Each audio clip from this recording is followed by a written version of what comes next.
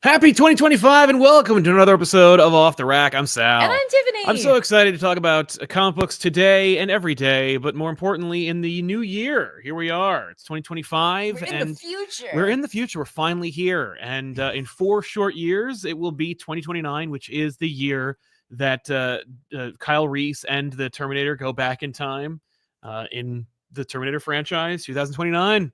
Wonder if it's going to happen. Doesn't feel like it. I mean, at least in 2029, they had plasma rifles. I don't think we're going to have much of anything by the time we get up to there. I mean, at least they had roads paved with skulls, you know? It's like that. We're that much closer to a bridge made of skulls. Yeah. A road made of skeletons. Yeah. But I'm excited, man, for this show and for every show. But we want to thank you all for joining us. Today's show is sponsored, as always, by viewers like you. If you're watching the show live, you can sponsor today's show by using the super chats. Ask a question or comment. We'll read it here on the show to be part of the show forever. And make sure to like the video, subscribe to the channel, click the bell for notifications so you know when we go live every week here on Monday nights around 6:30 p.m. Eastern Standard Time. We also talk about the latest and greatest in comic book news and reports, though for the life of me, I don't really have a lot of comic book news out right now. It's January. Make up something. Okay. No. Terminator, the series from Dynamite that I co-wrote the series for, wrote the backup, is terminating. It's coming to a conclusion, which is to say my run on Terminator is coming to a conclusion by issue 5. I did see some covers. I saw Declan Shalvey working on covers for issue 7. I saw the beautiful cover for issue 6, but I should warn you that I am not in 6 or 7. And in fact, I don't know when I will be returning to either that or comics for that matter. But I'm excited to say that we have 2 more books to champion. You know, issues 4 and 5. Pre-order has passed for issue 4. Issue 5, the pre-ordering has not yet begun. But you can always tell your local comic book store, hey, I want to finish out this series with a bang. I want to have issue 5. Tell your comic book store. But obviously, if you've been watching the show for a while, you know that you should have told your comic book store, I want issues 1 through 5. Give them to me. I want those issues. Make sure those are in my pull list and in my pull bag. Do it. So you can get them. Do it. Come on. But we got more. I'm excited. I actually just put together another pitch for a Terminator mini. No way. So we'll see what happens. Not that they're soliciting, but you know, we were talking. Just pitching. I'm just pitching, baby. Just pitching. You know, I sent a couple pitches out that people were not asking for, so you know, it's not like it's a thing. But who knows? So I'm hoping that Dynamite's interested, and that the buzz was such that the people might be interested in more. If you were interested in more, let them know that you dig the backup and that you liked the cut of my jib. And if there is a mini in the future, you'll hear about it. Absolutely. And we'll do a whole thing. If there's a book with my name on it, on the cover of it, boy, howdy, you're going to hear about it. But yeah, so there's so much to talk about in the world of comic books. Yeah, is there other news? I don't know. No. Oh. No, not really. I mean, yeah, it's really funny. This was a lighter week. It was. Compared to like December 25th. Right. Or 26th, where I was like, you could have spread those out. But like maybe market research shows there's not a lot of purchasing today. I will say that talking to comic book professionals, they have all kind of like weighed in. Certainly Joshua Williamson, friend of the show and co-host of an occasionally put out show called All Stars on this channel. He mentioned that like, that's a thing.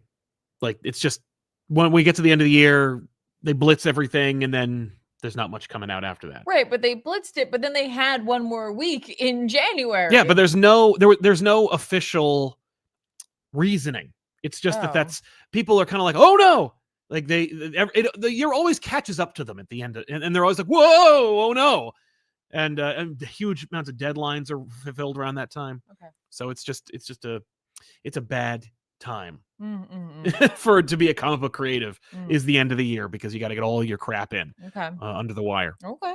But yeah, so I wish I had more, but unfortunately there isn't. I mean, there's movies and stuff coming out soon. While we were like in the past couple weeks, you did get a new book in the mail, didn't you? I did. I finally got. Is it over there? No, it's actually at the house. Oh, okay.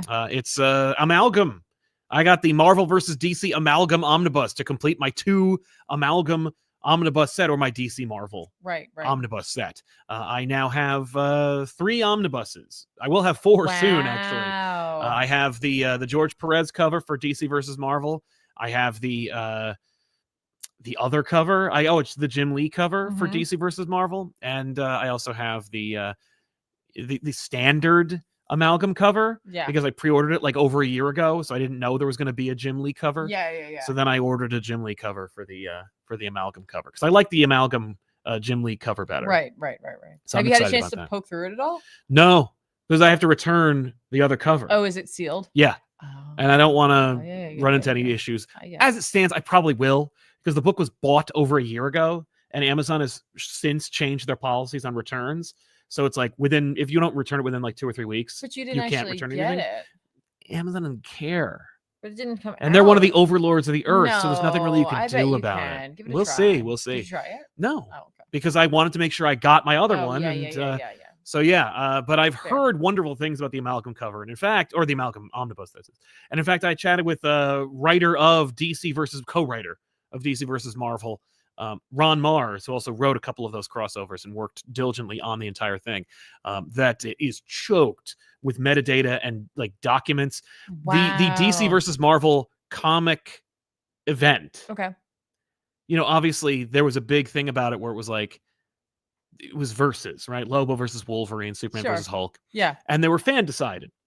The problem with that was they didn't know who was going to win until the polls were in, but they needed the books out. Okay. So the artists had to draw an extra page of the outcomes. Okay. Those are in the omnibus. No way, really? So you can get the actual, you can get your preferred ending. Okay. Of those fights. So if you were like, there's no way that Bone Claw's Wolverine would have beat Lobo, you get your Lobo win page as well. Wow. If you feel like there's no way that Spider-Man Ben Reilly would have won against Connor Kent Superboy, there's a page in there for you. That's now I will warn you, okay. they all win the same way.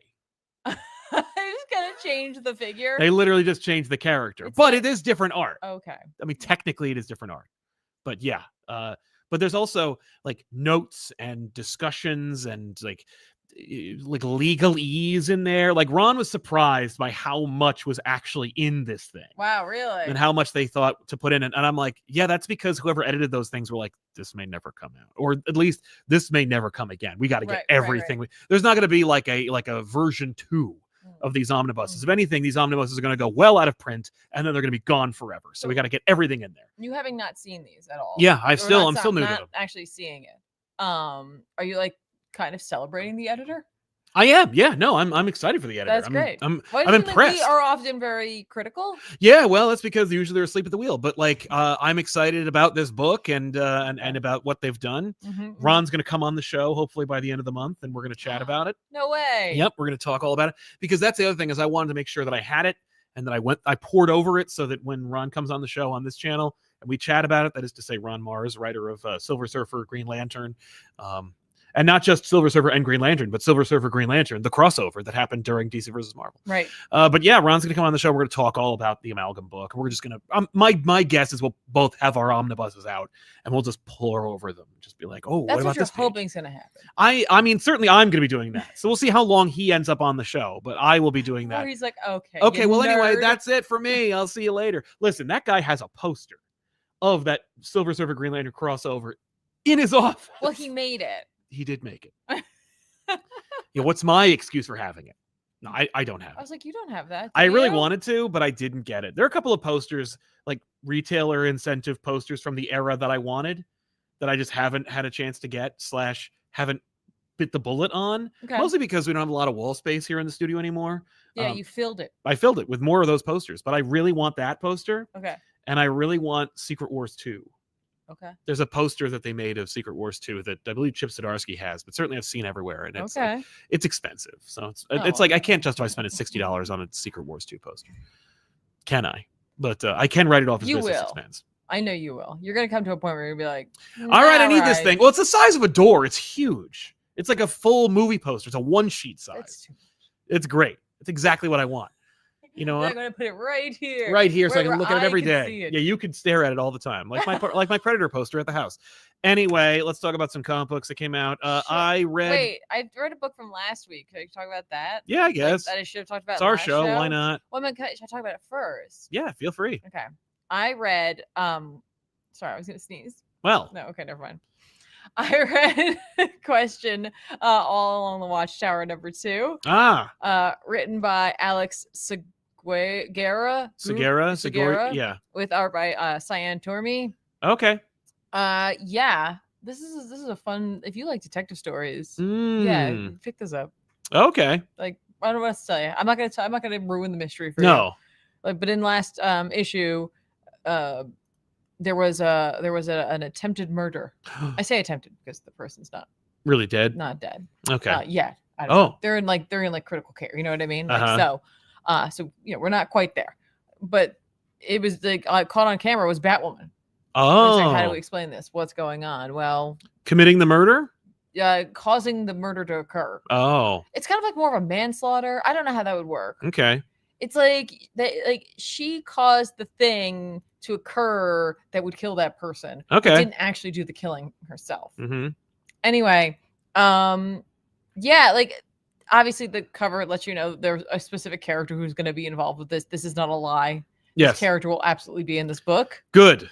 The Eradicator Enigma. What a great title. Yeah. For a mystery. Right. And it's not just like, oh, it's the Eradicator. No, there's like another level. It's just an onion. This is an onion of a book. There's just all these layers and a Tiger Man. So I mean, like, a Tiger Man. It's Tawny. Oh, from Shazam fame. Yes. Cool. But it has like, he's got like a suit. Yeah, because he did when in the last time he appeared. I just assume it's like, well, he got a job, so he got to like. He's got to dress the part. He's like, I'm a little more serious now. Mm-hmm. Well, if you're a bipedal talking tiger, you got to dress the part. You got to go for it. Yeah. I really, really enjoyed this book. It's funny. It's like looking at it. This doesn't seem like I'm not like a huge question fan, although I do like mysteries and stuff like that. Yeah. It's not something I would absolutely reach for. Sure. So if you're like me and I'm really be like, this does not excite me. Every time I open this up and I start a few pages in, I'm like, okay, yeah, but I do have to know what's going on. Yeah. I do have to know what's going on. And I really actually dig Tormey's work. Yes. In this, I really like how they depict all the characters, but in particular the way that they do these big splash pages. I mean, look at this. Look at Eradicator popping in. How cool. Yeah. He looks like such a jerk. And it's like, and he is, and everyone refers to him as such. They like, oh geez, they that belittle guy. him, but they also recognize the fact that he does have abilities and he is strong, and it's gonna be hard for them to do anything about it. Yeah. And in this, like, there is a Green Lantern ring rolling around, and like inevitably someone gets to say the line like, that was the worst Green Lantern ever, and then I think it's Blue Beetle. No, it's not. I don't remember who it was, but they go like, "Oh, have you not met Guy Gardner?" And I was like, fan for life. Yes. Fan for life of this book. Ugh. Love this book. Lot of fun. If you like mysteries, go check it out. It's only 2 issues in. I think you're gonna have a good time. Yeah, I mean, like, it's the Watchtower, so it has that like Justice League Unlimited-esque quality of like random characters showing up. Sure. Because it's like you've got your core team, but then like sometimes Bulleteer shows up. Yeah. And why not? Because one, like, if everyone's a Justice League member, we can pull all sorts of people in if they're not being used anywhere else. So kind of fun, especially in a question book. Yeah, exactly. That's fun. So having a good time. I don't know if it's like that I want to know the mystery or it's like I actually care about question. I think it's the mystery more than it is the question. Yeah, that's fair. But who knows by the end of this arc where I'll be. Yeah. So yeah, I just wanted to, like, I said I would bring that up when I had an opportunity. And you did. 2025, making good on my 2025. That's awesome. I read Birds of Prey number 17, of course, from Kelly Thompson, with art by Sammy Basri. This is just the kind of like the culmination of the story arc that has been occurring, where there are Amazonians being kidnapped and experimented on. There are also women being experimented on, and so the birds get involved, and Cassie is roped up in it, and she gets experimented on as well. And it's about like, being augmented or roided out, so to speak. Mm-hmm. And the heroes rally and they save the day. This is where I started to wonder about your comments regarding more either not like mini series but graphic novels. I don't think Birds of Prey would benefit. I think Birds of Prey would have probably been one of those things where it's like, I'm really proud of the volume we made, but it would not have succeeded. Like it lives and dies by the fact that it is like a bi-monthly book. Yeah.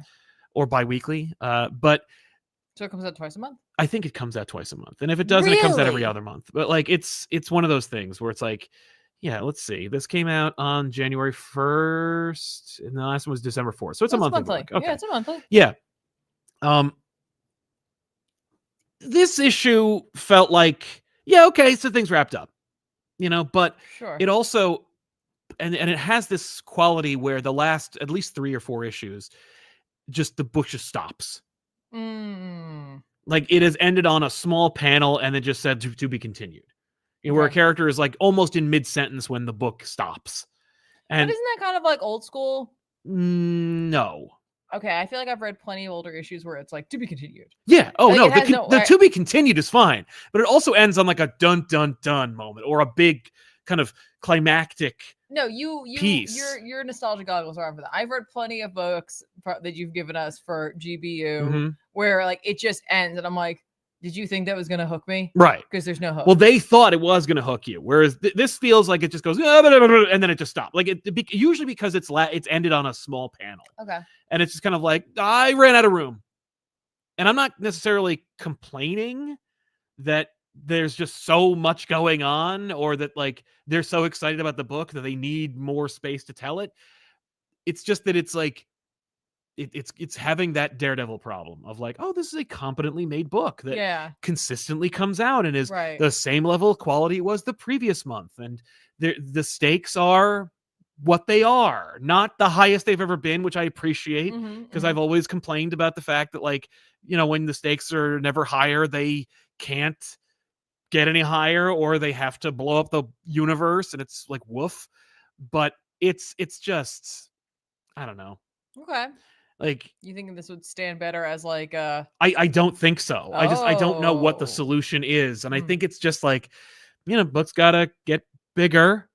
I gotta care more. Okay. You gotta twist the knife a little bit. And it's not just, oh no, Cassie's missing. You were so big on this book. I am. And I still like the book. As I said, there's no review for this book from me that is in any way using negative language. Okay. However, it also, it doesn't, it doesn't jump. It just kind of flat. It's plateaued. And I do enjoy it. But I fear that, whereas I can expense these, not everyone can make that kind of discernment, especially when there's books that are going like, hey, we'll talk about a book later where I saw it on every social media piece I have. I saw panels and championing of just like, and by the way, I'm not asking Kelly Thompson to jump on people's shoulders and start screaming her head off about these books. I'm just saying like, the one is like, and it's like that. I feel like this book that I'm going to review later is on the same exact level of quality as Birds of Prey. Interesting. Okay. But one will probably be dropped much quicker than the other. And I think it's because of word of mouth. Whereas Birds of Prey, there is none. Right. And on this other one, there's nothing but. And sometimes there's nothing but word of mouth and almost no substance. Right. But I still enjoy the book, but I'm just kind of like, my interest is kind of like, yeah, and I read another one. Anyway. Fair. Very fair. Like Batgirl, for example. Yeah. On issue 3, I'm done. Like, I'm out. Okay. And it's not bad, but like, even I am not going to expense it. I'm just like, I don't care. Okay. Like, you didn't get me. Okay. But it's not because it's doing anything bad. I just don't, Okay. But Birds of Prey could be that one day. And I'm a little concerned for that. Yeah. It also has Batgirl in it, by the way. So if you're looking for like more bang for your buck. So you were saying? I didn't say anything. Please, continue. Oh, okay. Cool. Let's talk about X Factor. Yes. Did you read X Factor? Oh, not X Factor, X Force. Yeah, no. I saw X Factor, but I want to talk about X-Force. Don't worry. We're not reading X Factor. But X Force number 7 from Jeff Thorne and Jim Toe. Yeah. You did? Of course, yeah. Oh, boy. Yeah. I'm excited. Well, it's good. It's a good series. It just continues. This is another one. The X Force is not unlike Birds of Prey, where it is consistent. Yes. And has like a through line. Yeah. That you can follow. But it does a lot of things a little better. Okay. For one thing, their endings don't feel like they ran out of pages. Right. For another, the stakes, they don't necessarily even increase, But when the issue is not about the end of the world, which the literal book is about, kind of sometimes, it's about the end of someone's world. Right. The emotional stakes are just as high. Right. And so for that, I applaud it. It's the book where it's like, I will sooner read X-Force than Birds of Prey at this point, despite the fact that I think Birds of Prey is exactly as good as X-Force. Okay. Totally fair. But yeah, X-Force. So, all right, you caught up. I really want to hear your thoughts. Oh, it's good. You know, it's good. There's a funny thing that I observed that I recognized recently where I went, huh. Yeah. Rachel and Betsy are an item. Yeah. When I was reading X-Men, Betsy was trying to bang Cyclops. Okay. How old is Betsy? Oh. Okay. Or, well, what's Betsy's problem? Right, but well, I couldn't get your dad, so I got you. Ha! That'll show up. I don't think that's what it is. They're clearly in love with each other, but it's just an observation where I went like, hey, I just remembered Betsy like taking showers trying to lure Cyclops away from Jean, and then it took Emma to do it. But it's just funny. But no, it's great. You know, this issue in particular, it's not about the team. It's not about X-Force. It's about Betsy and Rachel. Yeah, but it's also like, this is like a sister issue. Yes. To the issue before. Absolutely. Like, this is like, yeah, like Forge. Forge is having his adventure with Sage and Aurora, not Aurora, not Mystique. And La Diabla? Yeah. Like, doing that, like, we're seeing the other what side Betsy of it. and Rachel are doing. Yes. Yeah. So, like, I kind of appreciate that. Like, that's neat. We don't see that a lot, where it's just like, you know, here's one part of what was going on, here's the other, and now we're going to meet at the end and have to deal with what comes next. That's so smart. That's really cool. That's cool. Yeah. And I appreciate them just making it the next issue. It's not like some weird sub issue. Right. But right.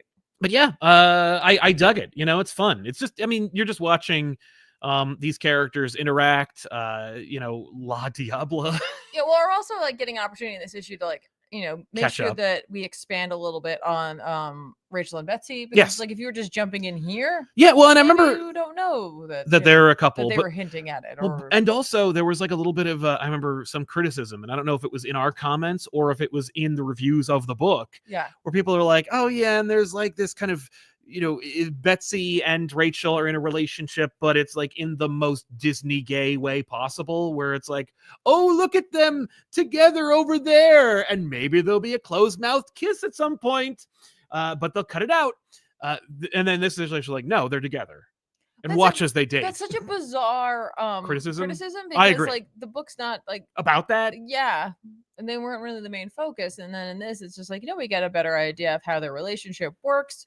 And that like there's actually like a not just like the relationship component of it, but like the like, you know, Rachel in the room. Exactly. The many Rachels, if you will. Yeah. Oh my God. But this issue also is like, hey, remember Krakoa? Yeah, definitely. But not in a, hey, you know what sucks? Yeah. No, Krakoa. Right. No, this issue is like, let's just deal. That happened. This book is the one that's like, I mean, maybe X Factor is, but no one would know. But like unequivocally, this book is just like, Krakoa happened. Yeah. It's the same characters. Yeah.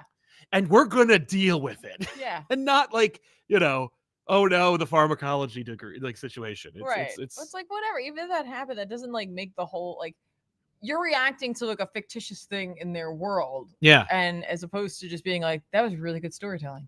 I forgot that Professor X shot Rachel. Now I thought that was like, I thought that was all on the up and up. Like I thought that was a plan. Doesn't matter. If you're talking to Betsy Braddock, she's not going to care. Yeah, that's true. She's going to be like, you shouldn't have done that. Right. Yeah. But like, I thought she was in on it. I don't think she was. Okay. She is a psychic. She should have known. I'm just saying. Yeah. Like, anyway, but what'd you think of it? I enjoyed this issue a lot. It really actually threw me off when like the first other Rachel showed up. I was like, did I misread something? Hang on. Yeah. Go back. Go, swipe back. It's like, no. Okay. All right. Really like fun to see different periods, different costumes, different versions. Iterations of Rachel. Yeah, different names for them, essentially. Yes. And you know, like I don't 100% know what the villain's plan is here. I have no idea what her problem is. We're not meant to yet, I don't think. And I really dig that quite a bit. Yeah. And you know, I like that we're like getting a little more play with Tank, because I'm just like, I want this to like last that like who is Tank? Yes. For a bit longer. But I'm like, Who are you? Tank had a line that I was like, hey, that's a reference. That's a movie reference. And I couldn't remember what it was until literally 3 seconds ago. Okay. Where he says, oh, I'm so pleased you're not dead. That's what Sala says to Indy. Oh, interesting. Yeah. Oh. But he says that in this as well. Where he's Yeah. like, oh. Yeah. Okay. And I was like, oh, that's fun. Right? No, So it's an cool. indie fan. Also, like, we're getting a little more like magic, which we had heard that there was a hint to that. Not the capital M magic. No, like magic. Like not the character who's also an X-Man. Yeah, not the character. No K. The thing that like Doctor Strange wields. Magic. Sorry. Whenever we're talking about X-Men, it's hard, right? It's hard because there's a magic in there. We're talking about this magic. Yeah. Which we had heard that there was gonna like possibly be more of that, which is something I'm ready for. Oh my god. Well, what a great blend. Where it's like, hey, know. take that stuff you liked from the Excalibur book and put that in here. Yeah, but also like taking Forge and bringing him back to his roots. Like a little more of his roots, of being like, hey, look, actually, yeah, I do also have that, and I learned how to like make this organ. I'm like, that's kind of cool. Yeah, that's really cool. I know. Yeah, bring it on. I love it. No, it's seamless. It's just like it's funny because there's a lot of like what Thorne remembers. It's not like in the Jed McKay remembers kind of way. It's in the like in the Williamson remembers kind of way, where it's like I'm just going to weave it into the story, yes. and it's just because it all happened. Yes. And if it's applicable, it's in it. But if it's not, it doesn't go in, or it doesn't matter, and it doesn't need to be like this additional thing that's just hanging in the room. Yeah. Yeah. Now for me though, this last page reveal, I'm like, this guy, man, whoever this guy is, just been. Not whoever he is. Well, I'm sick of like it's just he's being dragged to the mud. This poor guy. Well, I don't know. I don't even think is he being mind controlled? Who knows? He's got but like even a if thing he on. is, like, come on. I think at this point, it's funny that last page reveal. I was like, I literally Colossus was one of my top 5 favorite X-Men. I think I hate Colossus at this point. Like, oh, really? Yeah. First of all, I'm sick of the beard. It's time to drop it. Like in Wolverine Revenge, how dare you put the beard on there? It's another universe. Drop the beard. It's enough. I like the beard. Is the beard metal? Is the beard hair? I don't know. I don't care. Excuse me. Well, hang on. You can't have a problem with him having metal beard if he has metal hair. I know. Like you can't. I'm not having a problem with it. Oh, I'm just asking questions. Okay. But I'm also sick of Colossus. I'm sick of his like. I'm sick of him being a jerk. I'm sick of him being a murderer. Like I'm sick of the whole thing. Maybe he won't be. I couldn't care less. He's been used to death and like used especially like that being the operative word here. Used. I thought it was really well handled in Krakoa. It was emotional. I wish it had any resolution. It did. It just didn't have enough time to have the impact that I think was originally designed for. But I don't think that's the storyteller's fault. No, I think because they were like, this is what we're doing. Over. Yeah, so hopefully someone else will deal with it. At least we ended it. Yeah, but he missed the whole thing, Oh yeah, no, he missed all of Krakoa. That sucks for him. Sucks for him. Sorry. Yeah. Sucks to suck. Right? Except he doesn't. I don't know. I don't have a problem with it. No, he doesn't suck. No. It's just like I'm so sick of him being a pawn. And or being evil. Which maybe he isn't. We don't know yet. He blew up their plane. Well, he blew a hole in their plane. Maybe he's just misinformed. Well, he's wearing a stupid thing on his head. At least he's not a juggernaut anymore. But so it suggests that he's either like another. For me, he never had a thing on his head. No, I thought he did. No. That's just his shiny hair. Oh, I thought he had like. No, I always thought like I don't know why I thought he had a headband. Like a tiara or something. No. Tiara? No. Which he then took off and then announced his move and spun around and then threw the disc at people. Yeah, that's right. Yeah. Which could either be Sailor Moon or Wonder Woman. Oh, no, I was going Sailor Moon. I know. For sure. But yeah. But it's a good book. I dug it. Yeah, I do too. I like this book a lot. And we'll see what happens. Yeah. We'll see how it happens with Colossus. Right? We'll see what happens with Colossus. We'll see what happens. We'll check in.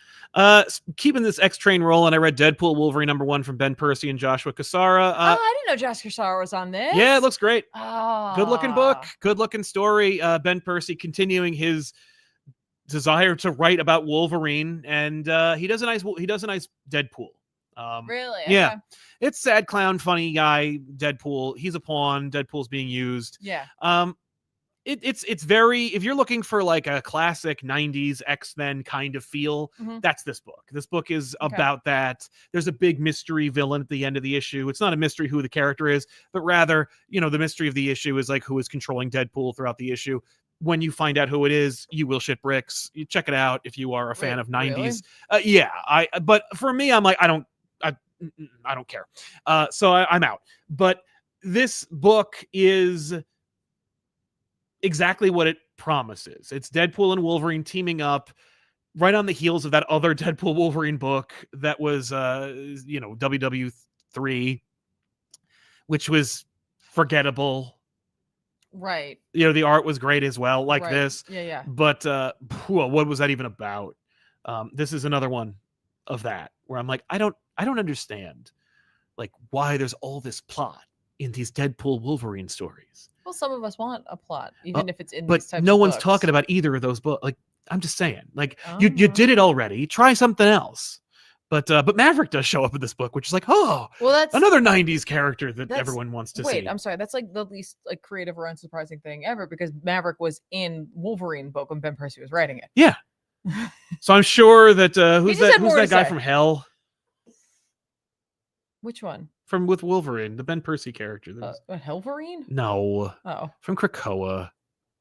Oh, yeah. He might show up. Yeah. I'm sure he will. What the heck's his name? No one tell me. You keep going. What is Maverick's mutant power? Being rad. But yeah, I don't know. It's very solemn. Is it solemn? Because my brain said it was flotsam, and I was like, that is not what his name is. Go ahead, you go. It's a little boring, is my main critique of this book. I don't dislike it, and Cassara's art is phenomenal. But I really feel like I just saw this. Okay. And that's really the problem. Like, if you're going to give me another Deadpool Wolverine book on the heels of a previous Deadpool and Wolverine book, you got to give me something. And I know that I can hear the criticisms already of my criticism being like, it's Deadpool and Wolverine, what'd you expect? And I'm like, I don't know, man, but like, not the same thing over and over again. I would say, knowing Ben Percy's run on Wolverine, because like when it came to me reading that was not, I was dipped in, dipped out, dipped in, dipped out. And so like I would give this another issue. Oh yeah, before you make a decision. That's fair. And then even if it goes on for longer than like the first arc, check in on the second arc, because that was me where I'd be like, do I want to read this arc? No, I'll get back to you. I'll get back to you. And then I did. And then I just kept reading it. Yeah. Like, there came a point where I just kept reading. I was so invested in what was going on in Wolverine. I feel like that's just how Ben Percy rolls. Yeah. That's fair. I mean, I dug his Wolverine Predator book, and I didn't have anything against his Wolverine run. So like, this is par for the course. Yeah. I'm down, but I don't. Look at how gritty that cover is. It's a phenomenal cover. No, I used it for our own episode. I appreciate a good cover. Trust me, especially one depicting classic characters like Wolverine and Deadpool. And especially seeing, I don't know, some kind of synergy between, I don't know, the #1 selling movie of the year. But I dug it, but I just wish it were something else, I guess. Fair. That's fair. Or maybe it's just exactly what people want. Yeah, and I'm just not one of them. And that's totally fair. You're not the audience for it. By the way, it was solemn. It was solemn. Nice I job. am, like, my brain was like, right? Like, it starts with an S, and I kept going with Flotsam, and I was like, that's not his name. It's Jetson. No. I don't know. I mean, I'm glad that Ben Percy's continuing. I mean, I love it. It's like Ben Percy couldn't help himself. It's like, well, no, I'm done. I said everything I want to do with Wolverine. I'm leaving. Have a good time, Saladin Ahmed. You're going to do great. Yeah. By the way, here's another book. It's Deadpool and Wolverine. And it's very much a Wolverine book. Right. Like, it's at the expense of Deadpool. Like, Deadpool is in it. Sure. But it's about Wolverine. You could take the Ben Percy out of Wolverine. But you can't get the Wolverine out of Ben Percy. And his crazy voice. That's right. Oh, no. It's Deadpool. Yeah, it's fine. It's a fine book. Trust me, folks, there's other books that came out this past week that I really enjoyed. But we'll talk more about those in a minute. Yeah? What about you? I got another one. All right, let's hear it. Did you read Batman Full Moon? Yeah. Did you? Yeah, I did. #3? Yep. All right, that's by Rodney Barnes, art by Steven Subic. Yep. this is a Black Label book. Yep. This is it's Batman Werewolf. Like literally what you're seeing on the covers is what happens in the book. Like I don't want to spoil it for you, but the cover is there. It is. Yeah, this cover is no lie. This cover is no lie, and I really like it. I like these covers a lot. They're great. Which makes me think that like I would like this book in black and white. Yeah. You know, like I'd love to see a black and white version. Yeah, of this book. I hear you. I completely agree. I mean, like, what is there to say about this book? It's like it's a little like Legends of the Dark Knight-esque story that takes place in a completely different universe. Yeah, like this is not the main universe. This doesn't have to be in continuity. And every time I read these books, there's always a few pages at the very beginning where I'm like, do I want to read? Do I like this? How could you not have? The first 2 pages, you were probably like, nice. No, I was way into that, right? But then I'll get through them or get into it a bit. And I'm like, do I like this? Do I like where this is going? And then it gets me, and it always reminds me that this is not main Batman. Yeah, it doesn't have to be main Batman. No. But it could be. Like, you could have done this as an arc. Oh, for sure. But I'm really glad that it's not. For sure. But like this book constantly reminds me that like every Batman book I read, I tend to just think of it as like main series or main Batman. Because anything can happen to him. Right, but it's not. No. Right? Like, and this is an exercise in reminding yourself that it doesn't have to always be the exact same Batman. And that's what this is. Yeah. Right? Like this is a Batman who maybe didn't fight like, you know, Bane? in space. Oh, you know what I mean? Like it's like he doesn't necessarily have like Justice League. You know no, what but I mean? he does We have don't like, know. but there are allusions to a larger yes, universe. Yes. But there's no Superman dropping. There's nothing like that. It's just him saying, but like there are chains being used that are from another story. Yes. But like its own story. Yes. No, absolutely. But like it's just it makes me think like I have to take myself out of the like this is in continuity. This is a totally different guy. Yeah, this is a totally different guy. Yeah. Which means that like Zatanna is a different person and Constantine's a different person. Yes, this is Constantine. No, but he's less Constantine than like Tom Taylor's Constantine. Like this one's a more more Constantine. He's still different. Yeah, he's definitely different. He's very different. Yeah, he's used like he is at the expense of a Batman book. Like, yes, you know, Barnes clearly wants to do a Constantine book, but like is relegated to a Batman. Maybe not. I don't know. Like, I think he just has the same thought that I do about also about Batman with magic. Right. But also, hey, this Black Label book starring Batman has the F word and the S word in it. Yeah. Tom King needs to stop with those stupid bleeps in his books. If like you have a Black Label book and you could just have F-bombs and S-bombs in there, put them in the book, because I'll tell you, I didn't even notice that. Exactly. That's right. You didn't notice them because it seamlessly was woven into the narrative, because it wasn't disruptive or caused your brain to have to fill it in with some other word, which I always fill in with a harsher word. My brain, when I see that, I'm like, I make it the worst word it could be. That's fair. I always just spend way too much time to figure out what word fits in with the sentence. What's the word? What is the word they meant? Yes. No, I don't even care about that. I'm like, make it the worst word imaginable. And then I'm like, does it fit? And then I'm like, then that must be the word, because obviously it would be too dangerous to put a real word in there. And I'm not necessarily throwing shade just at Tom King.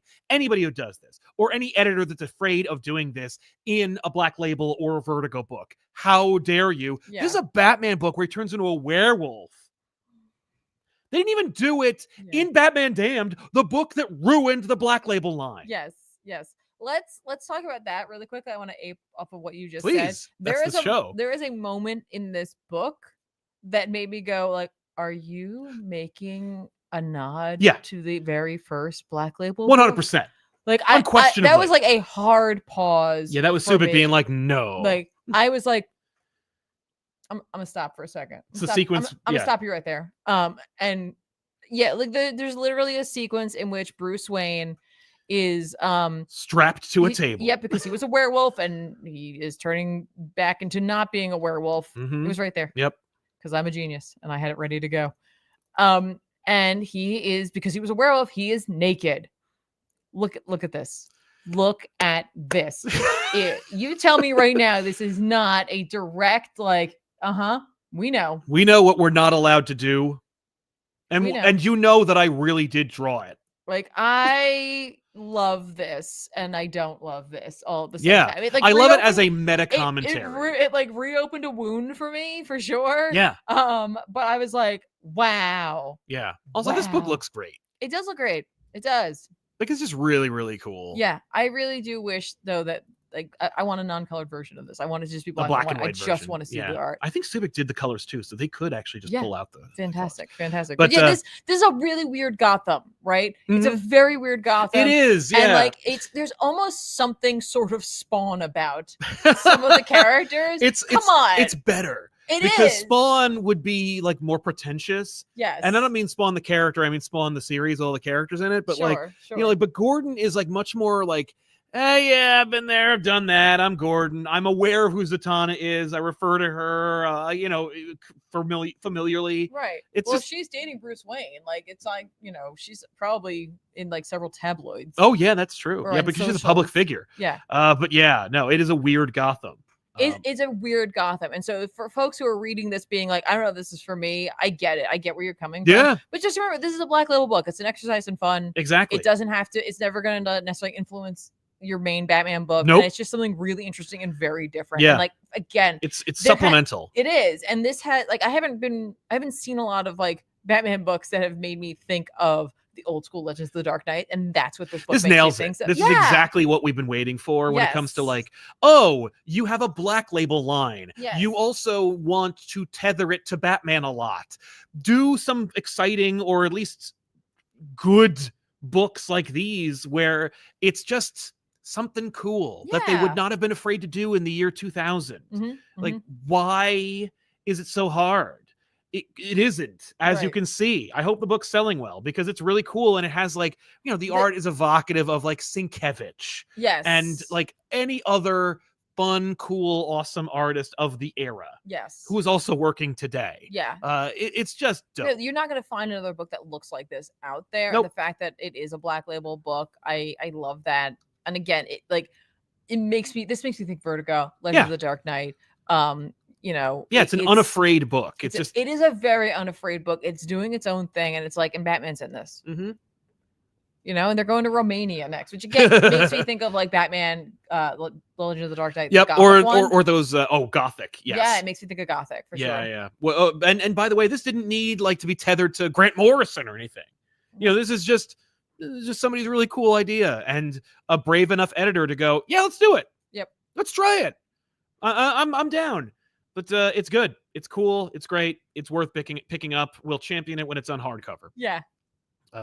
Yeah, that's another one I really enjoyed. So there you go. Yay! I like that one. I read Ultimates 8 from Dennis Camp and Juan Frigeri. This unveils the ultimate Guardians of the Galaxy. Okay. From like the 61st century or something. The idea is that like America, who is on the Avengers or Ultimates in this universe, was actually a Guardian.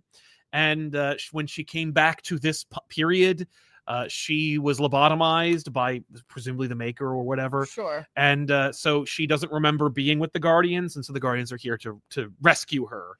And she's like, no, I don't know you because I'm a different person now because my memories are altered. And it's like Total Recall, where it's like, no, I'm not Quaid. But yeah, it's but like it works. It works as its own kind of like soft pilot for a Guardians book.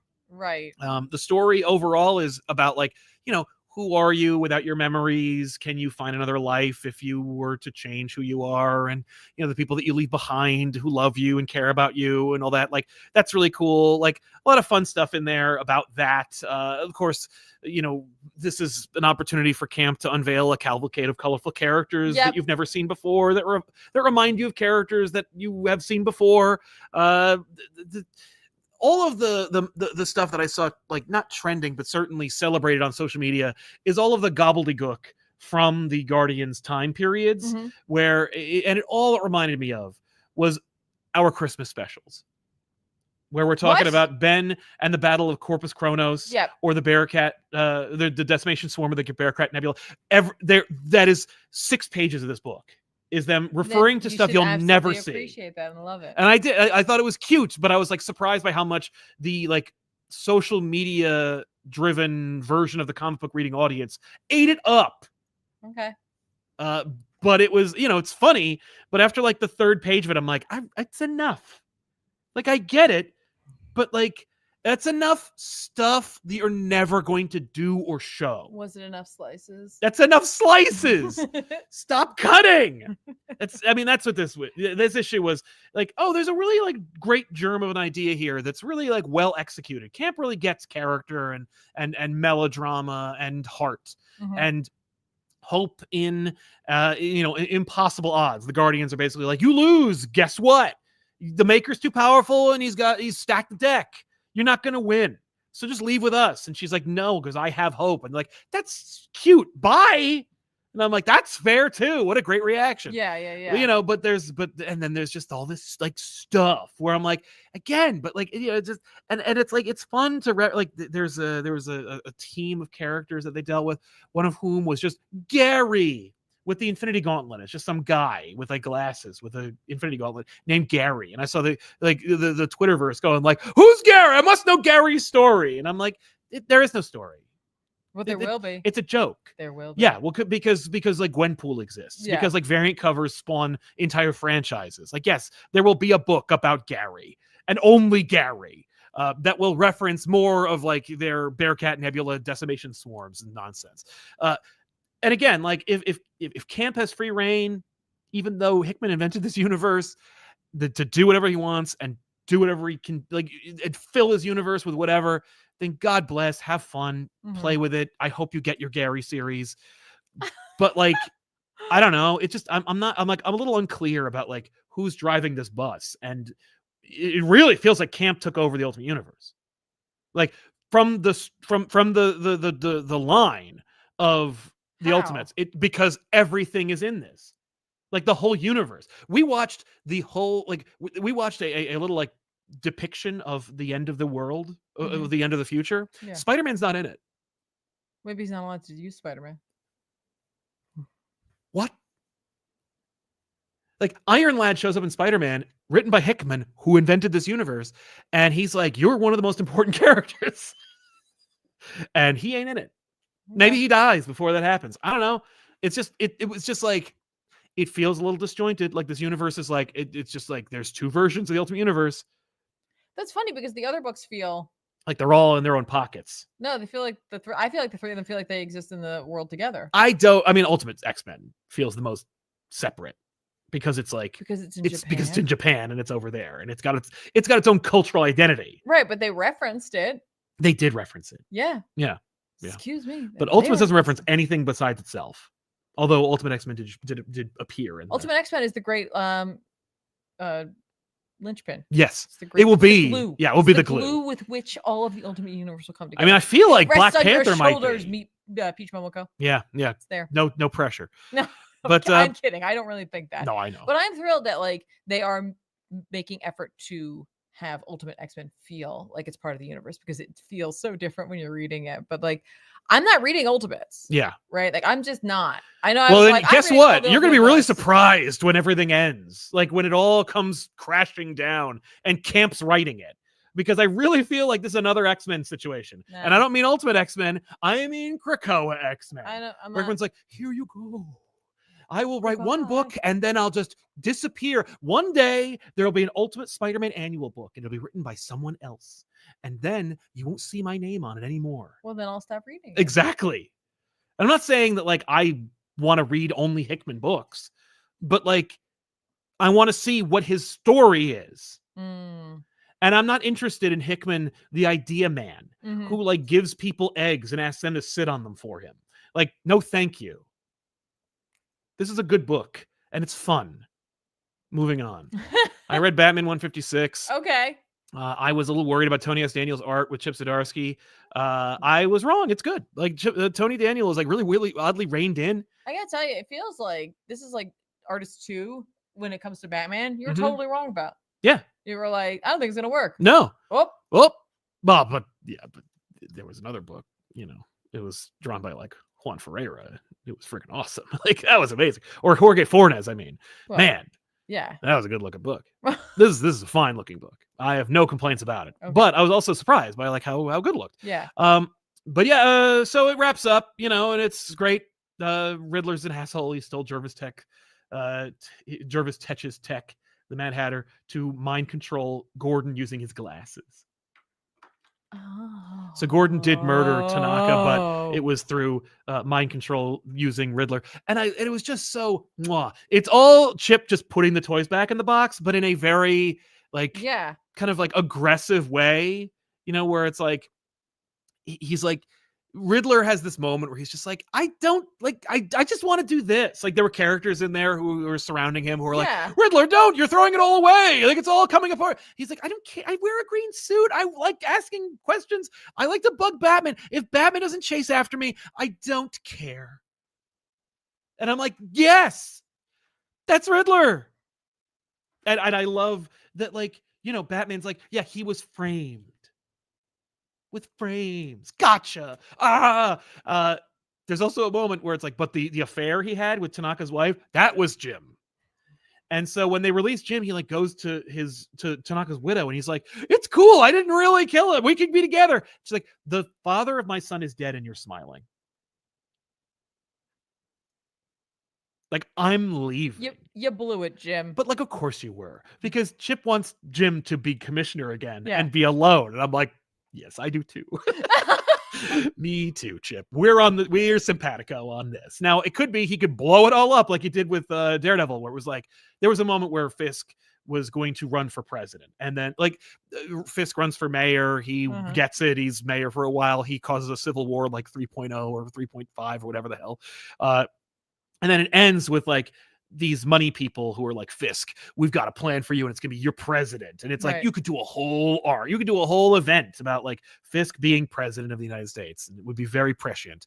But then he just murders them, and then he's like, no, and he gets on a boat with Typhoid Mary and just leaves. Yeah. So it's he could be Jim, Vandal Savage dies or goes away or gets sent to the Phantom Zone, and then they're like, we need a commissioner, Jim, and Jim's like, no. Just to annoy me. But I don't think so. I think we're putting everything back. And I'm like, that's fine by me. Get him the house. Because it makes sense. Vandal Savage has Wayne Manor and Commissioner Gordon's job. So you only have to topple one guy to get both wrongs righted. Right. Let's see it. Let's do it. Let's go. Let's get Batman back. Otherwise, it's a fun story. Batman's got his money and he's just doing his thing. It's standard Batman stuff that I was like, must read, pick it up. It's good. What about you? Anything else? No. Absolute Superman number 3. That's it. Jason Aaron, Rafa Sandoval. For me, the best issue from Ultimate Superman so far. Okay. I'm very critical of Krypton stories. Sure. So I'm like, who cares? They're all dead. Yeah. We're here for Superman. Yeah. But Superman is also on Krypton. Right. And the twist at the end, I'm like, oh, why did I not see that? How could I not see that? You probably saw it in the first page. But I was like, oh, that's amazing. How great is this? Right. Yeah. But yeah, so the whole thing is about the destruction of Krypton, the planet's falling apart. Yeah. The Science Council is keeping it to themselves, obviously.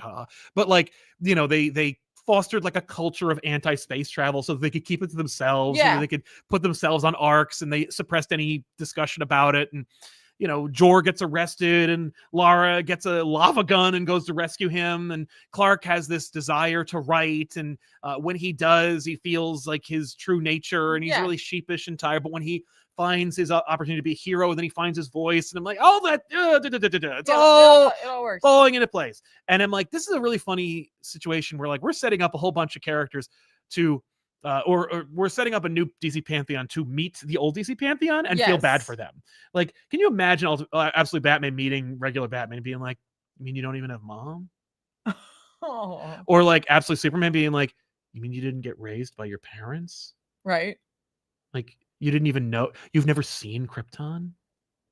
Oh, you poor son of a bitch. That's so sad for you. And Ultimate Wonder Woman's like, what, you didn't grow up in hell? You didn't have you didn't have a better mom? Well, sorry, Hippolyta, but you suck. It's kind of true. Right? Yeah, this issue made me wonder if originally the first issue was going to have a whole lot less of Superman in the present and a whole lot more of Krypton, and they were like, Jason, you can't. It can't be Krypton for 3 issues. No, we gotta. And I actually appreciate that we did that, but.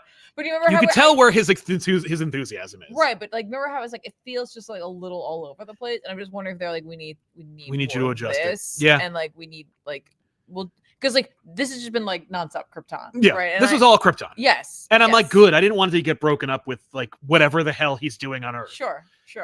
But yeah, it gave me a much better pulse on his family, and on who he is and where his morals come from. Right. And I appreciate just the like it's not that's just that the planet blows up. Yeah. Like it's different, right? It is still like an evil science organization. Right. But at least it's a class thing too. So we got that going on. And I appreciate that his parents are there being a guide for heroism for him, where they're just like, we're gonna get as many people as we can. Like I'm like, oh, that's cool. Like they're like that's just who they are. Yeah. It's like ingrained in him. Exactly. And not just like in the like wheat field grain. No. But yeah, just a great book. The art's fantastic. The art is really good. The art's really good in this. Yep. There's a couple of great cinematic moments throughout the issue where like Lara storms the prison, which is great. Okay. Note though, there is one page in which Lara is brandishing a weapon and the weapon cuts over the panel. Yep. Poor read. You don't like that. Is it the one where she's like posing like she's Barbarella? Yeah, and she's like, we're gonna get you dad. Yeah, she looks like Cable. But like her gun cuts in, and so it made my eye go down to read that first, and then back over. It was just very unnatural, and I was like, ooh, that's such a weak panel moment for me. Yeah, and didn't love it. That's funny. Everything else is great for me. I was like, you're striking a pretty sexy pose, but this is for like your son's like, Mom, what are you doing? No, it's a badass pose. Yeah, I guess I find powerful women sexy. That's it. But yeah, it's who'd have thought? But yeah, like it's a great issue, great art. I'm turned around. It's not like, oh, this is better than Absolute Wonder Woman. It's just, but it's on par. Like it earns its place. Oh, it did before because it was like a neat idea, but like the soul concept, and then I'm like, oh my god, like they clearly they did like the research, like they know where Earth is. They named the thing after Soul, like which is our universe. Like that's so cool. Like way to go. Right. And then the old reveal, which I don't want to ruin for anybody if they haven't already read. No. I was like, oh, what? Yeah. What? Yes. Also, Crypto. Oh, and Crypto's in it too, and he's dope. Yeah. And it's like, look, but he's got the cape. Crypto's the yeah. Well, I assume it's like Crypto could have the cape, Superman could have the cape. Maybe they all have the cape. Right. But it was like we see the cape in action on Krypton as well. I'm like, that's cool. Yeah. It's really neat. Yeah, it's cool. Good issue. Yeah. So what is the book of the week? It's a tough call because there's a lot of great books today. Or that we're talking about today. Not according to you. That's not true. I mean, like according to the internet, The Ultimates is obviously the best book of the year. But Batman was very satisfying. Absolute Superman, I was singing its praises. But I think I'm gonna give it to Batman Full Moon. Wow, very nice. Because it's like it's unapologetic, it's unafraid, it is, and it's like it's exactly what I've been asking for. Yeah, I agree with that. I do think I'm gonna give it to Absolute Superman because I've seen it get better. Yeah. Which is what I was hoping for. I was hoping we were gonna see I feel like Jason Aaron has a writer strength in him. I love when he was writing Doctor Strange. I thought he did a really great job Conan. there. Love his Conan. That was for me where I was just like, whoo. Oh, absolutely. Jason Aaron's got it. Yeah. And so when he's writing a book about like a single character, I think that's where his greatest strength is. And so like that's why I was kind of more like a little harsher on that first issue where I was like, absolutely, this is not tight. This is not as tight as that was my concern. Yeah. And I just feel like this has just gotten better. So I want to give it to Absolute Superman this week. That's totally fair. So let's recommend some comics that are coming out this. Oh, but before we do, we got some super chats to attend to. Ooh. Chobo Kid, Tiff is back in black. Thank you. Love it. I saw a comment to that where someone's like that she's the next character in a Donny Cates. Yeah. We'll see about that. Thank you. All right, what have you got? Oh, we're doing this again. Young John Goodman says, sending support to my fave channel. After reading the recent issue of Zdarsky Batman, I'm very sad to see his run end, and I can't wait to see you guys' thoughts, especially on a Red Hood. As a Red Hood fan, I can only respect Zdarsky. That's fair. Oh. Yeah, his run on, I guess it was Urban Legends with his Red Hood. Really, Benny really liked that run. Oh, yeah. Matt Fisher, hey, Steve and Clea. So many questions, not enough money. Is Ben aware that Kane is now part of the Other? If so, can you film the reveal for the channel? Do you see this JSA lasting more than 12 issues and ASM renumbering? Ben probably doesn't even remember who Kane is, but I also loved when Kane became the Other in his, I think it was Chris Yost book. So cool. It would be lost on you, or him. I'm sorry. JSA lasting more than 12 issues. I don't see it coming. I don't see that happening. No. And ASM renumbering. No thanks. It's frustrating, but I'm sure it'll go back to its own numbering when it hits 1,000. Fair. Matt Fisher comes back to say, FYI, I respect Ben, but I find his utter disdain for totems hilarious. I agree. I'm not a fan of totems myself. Colton 45. Normally don't catch you guys live. Thank you for the great content over the years. Well, thank you for watching. And thanks for joining us. Oh, sorry, Josh. I keep forgetting. I came up with this idea. Yep. I came up with it. You did, and you're dropping the ball. I'm literally just looking at this magic cover. I was like, do I want to read that? Josh Rowland saying, did Zdarsky have to fix Batman for his new story? I mean, I think that he didn't ask to. I think it's more like he got an opportunity to, which is great. I'm thrilled about it. Cat Loyal Time for Treats. My favorite theme of Absolute Comics so far is the focus on moms, especially with Bruce and Clark. All the character focus ends up being on their dads. It's true. In fact, in the main universe during, I think, Rebirth, both of their dads came back to life. Yeah, that's right. Colton 45 saying, Tiffany, thoughts on the Marvel Rivals comic? I haven't read it. Yeah. But I probably should. I think so. I just went through and quickly last night did the winter stuff for myself. Yes. I hated that winter thing. Oh, yeah. I liked the idea of it, but I hated it. I know it's it was just basically it was May's thing from Overwatch plus Splatoon. Yeah. I figured it out eventually. Right. But then I realized that everybody on my team, the other Jeffs, because we're all Jeff. Yes. We're all Jeff. Everybody was Jeff. All the other Jeffs on my team were working on different missions. Okay. And so some of those missions had to do with just being under doing your street shark swimming around and not actually helping. So I was like, but I need to win matches, guys. Yeah. Anyway. Did you see the trailer for the Fantastic Four reveal? I didn't, but I did see the picture of them. Did you see who the villain is of the new story arc? Well, if they already did Doom, it can't be Doom. It's not. Who is it? All right, you know what? Let's look at it. Here, I'll show you. It doesn't matter what he's saying. But yeah, it's almost like, oh, really? We're doing this already? Okay, well. All right, okay. This is happening. Yeah, this is happening live. Why not? Here we go. Yeah, this looks good. Okay. Yep. Marvel, yeah. By the way, it was there was no reveal for the Fantastic Four. It was just that they were in it. All right, Galactica. There she is. What? What is happening? I'll drop a copy of this in the in the chat right now.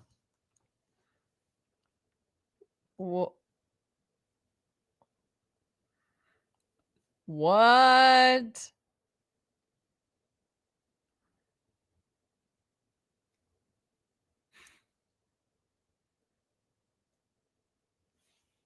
Oh, good. Well, you saved yourselves.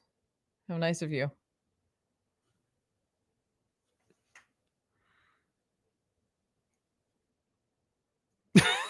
What? Yeah, they're doing Blood Hunt or whatever.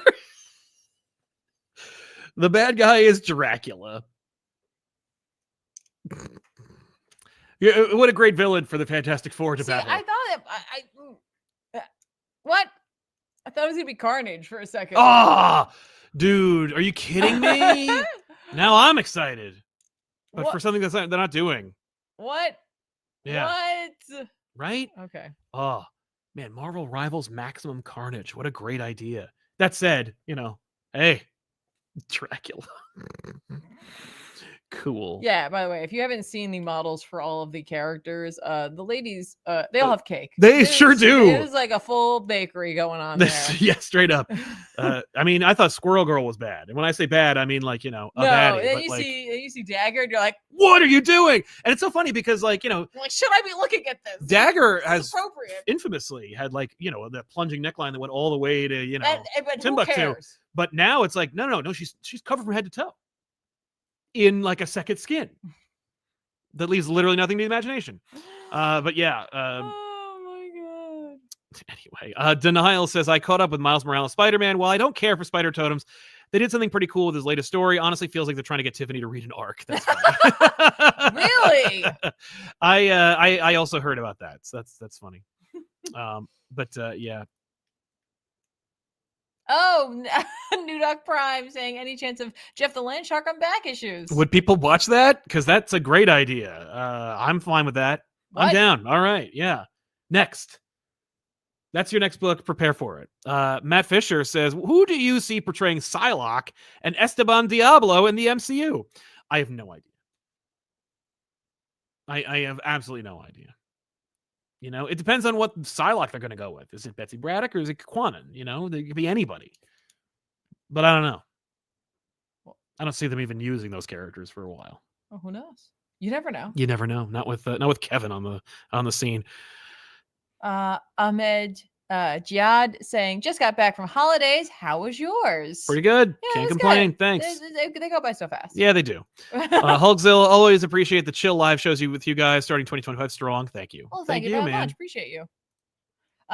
Christopher or Xtopher7 saying, catching you guys live from Toronto. If you recall, I moved here 1 week ago from Chile. Now in the same time zone as you guys. Hey, welcome to the time zone. Welcome to the time zone. Welcome to the East Coast. Tiff, did you finish Hellblazer Dead in America? Maybe I missed your opinion on the finale. I did. Last episode, yes. No, it wasn't the last episode. It was the episode before that. Are you sure? No. Because it was last episode. It was last episode. For me, like 3 weeks have gone by. It's been only 2 weeks. I don't know. There was just so much happening. I did finish it. And I thought it was a perfect ending. Mm-hmm. And that's like a lot for me to say. I thought it was an absolutely perfect ending for Spurrier's Constantine, for the character himself. I loved it. Loved every moment of that book. Yep. RLC Comics. Recently, I fell in love with Moon Knight because of McKay's run, which Tiffany recommended. Then I read the Houston Lemire runs, and I'm a fan for life now. Nice. Any chance we'll get the McKay run on back issues? I'd say so. Yeah, yes, definitely. Actually, yes, that'd be great. I agree. I think it should definitely. You need to do the McKay run, and then we'll lead into Blood Hunt. Then you can do Blood Hunt. Right? It's like so much stuff. That's 3 books. We're talking about Jeff, Blood Hunt, and Moon Knight. What I thought I had to do Justice League Godzilla. Yeah, look at that. I got time. Don't people want that? Do they want that more than Jeff the Land Shark? I don't think so. I think they might. I don't know. Yeah. Dan V900 saying Batman Full Moon reinforces how much I want a Paul Dini Elseworlds and Bruce and Zatanna together and a kid. The Zatanna written Batman animated series episode is great. Plus his Zatanna series. Love Full Moon. Yep. Love that episode. It's love Full Moon. Pairing just because I always associate Batman with like hating magic, but he's just like something about this chick though. Yeah. I think we all know. But the funny thing is, I was just thinking about Zatanna in that episode, which is also brilliantly animated. She and Barbara Gordon from that season are voiced by deep voiced women. Yeah. And then they get completely new voice actors when they get like the Bruce Timm revitalization. And they're much higher pitched again. And I'm like, man, I know. Where's the love for the deeper voiced ladies? We don't get it. No. Was it only Barda? And I might say that, by the way, like I think Barda had a deeper voice in the Justice League animated series, but still, it's just like, but Zatanna was cool. She sounded great. Yeah, no, and they want everybody to be like different register. Yeah, same register. Everybody up here. But let's recommend some comics that are coming out this week that we think you should check out. Yes. Obviously, Batman #4 is dropping. Oh God, what's his name? Nick Dragotta art. Wow. Nick needs a minute. So we're getting Gabriel Hernandez Walta, who drew Vision. Yeah. Which is like, oh well, okay. I'm in. Dragot will be back for the next 2 issues. Sure. But yeah, I'm so hyped for that. All right. Absolute Batman's just a great book. Amazing Spider-Man 65. Hey, I'll be reading it. We'll be reading that. I'll read that as well. So that's great. Wolverine number 5 is coming out, which is interesting. Wolverine's been taken over by the same gold adamantium thing that is plaguing the adamantium characters. I mean, hopefully people are excited about Cyber returning. Batman Dark Patterns number 2 is dropping, which is a great series, and at least it seems like a great series. I've read the first issue and I really enjoyed it. Yeah. Oh, sorry, go ahead. Let's see here. It doesn't look like there's much else. So I guess that's it for me. Okay.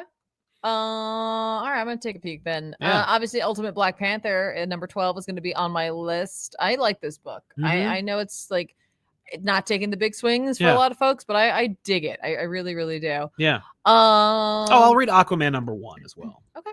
There you go. Namor number 6 is going. Yeah, I got to catch up on Namor, but I really liked this book, so I really need to read it. Yeah, I mean, come on, man. Plus, it's like probably almost over. Jason Aaron, Paul Davidson, Alex Linz, all telling a really solid story about Namor. It's just so funny because I would assume that there would have been like people out there like, yes, Namor.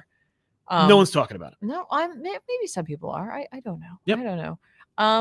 I don't know. This kind of interests me, but I'm sure it's not going to be too great. Oh, that's right. What if Galactus transformed Gambit? Yeah, all right, I'll read that too. That's interesting. Yeah. That's there's something there maybe. I don't know. We'll see. Yeah. See if I remember that. I just like the fact that they're using What If again. I'm down. Sure. That's completely fair. I mean, and not just in the like Marvel Disney ones, which they're also doing quite a bit of. I'm just not, that's not for me. No thanks. I understand. Yeah, I'm sure people like it. I like that they're reprinting a facsimile edition of the first issue. Yeah, of Fantastic Four. Nice. It's an interesting idea. Yeah, I like that too. I like those ideas. Yeah. I think that's fun. And it gives people an opportunity to pick something like that. Yeah, that's like infamously out of print. Yeah, exactly. Wow. Okay. Yeah. Yeah. There is not a ton, No. which is always good because it gives you a chance to go back. Like Sal might have a chance to actually go back and read all of Namor. That'd be nice. I bet he doesn't. Yeah, I probably won't. We'll see what happens. I bet he doesn't. I hope I do. I hope you do too. I got a lot to do. I got a lot going on. Like 2025 is an aggressive year for me. We're gonna have Glenn Greenberg back on the show on this channel. I'm gonna chat with him tomorrow. It'll probably drop on Thursday. I'm having DJ Woolridge from not just Only Stupid Answers and DJ Talks Trash, but also from our shared shows like Spider-Versity and X-Men Mutant Academy and Superman Krypton Academy. Those are all shows you can watch on his DJ Talks Trash channel. But also, he's going to come on our show, or at least he's going to come on this channel, and he and I are going to chat about the Superman trailer and more specifically about the implications of the Superman movie and what to expect from it or what we hope to expect from it. Yeah. So that's going to be fun. That'll be a good conversation. Obviously Ron Mars is returning. Hopefully Josh will return from his hibernation as well. Tom King is expected to return on this channel within the next month or so. Wow. And a lot more. Maybe a couple other ideas are brewing. Like maybe there'll be our own podcast. I don't know. I can't promise that, but there'll be another, there's a podcast channel. We should have more podcasts on it. I'm hoping that we'll see something else. But maybe I'm cooking up something with the internal crew over the next week or two. And we'll make a pilot that'll come out tomorrow. We're dropping a deleted segment from back issues, which is coming out, which you can enjoy, which will be like 12 minutes of show that I just excised from it and made the show a lot more flowy, but also is this whole segment that would have been a memorable sequence that just doesn't need to be there. It caused too much confusion, but now as its own deleted moment, you can enjoy it here on this channel. But yeah, we'll see what happens next time. Tomorrow, more show. Next day, more show. So check this out. Subscribe to the channel. And not to be outdone, you have your own whole channel that you run called youtube.com/ComicPop Plays, where you stream video games on a weekly basis, twice a week or so. That's right. What are you playing now, and what can they expect? Well, I've been playing Marvel Rivals. We have to finish Silent Hill 2, but I know our moderator Danielle is getting over a sinus infection, so I don't know if that's in the cards for this week necessarily, finishing it up, because I think that's going to take like a few hours to complete that. So if folks are down for it, I'm still happy to play some Marvel Rivals. Before I promised a Nuzlocke run of Pokemon, so I have to prepare myself mentally for that one. So come on by for some Marvel Rivals. Yeah, watch me jump back into it. Sal watched last night. I was like particularly proud. I am not a great player of that game, but every once in a while I have my moments, and I had a moment last night, and no one was around to see it. Yeah. But I was playing Namor. I got 34 kills. Ugh, that's awesome. And I locked the like, you know, the match for our team. You did. I was so thrilled. I'm gonna pat myself on the back for that one because, yeah, that was that is a rare gem of a moment for me, but it was fun. Yeah. And by the way, that channel not only simultaneously streams on twitch.tv/ComicPop, but also any of those old streams that you have done over the last, I want to say like 8 years of streaming are now on ComicPop's YouTube channel, right. or at least ComicPop Plays YouTube channel. That's right. All links for everything we do are in the description below this video. So we'll see you guys next time with another episode here on ComicPop Returns. I'm Sal. I'm Tiffany. Thanks a lot for watching. See you next week. Bye-bye. Bye.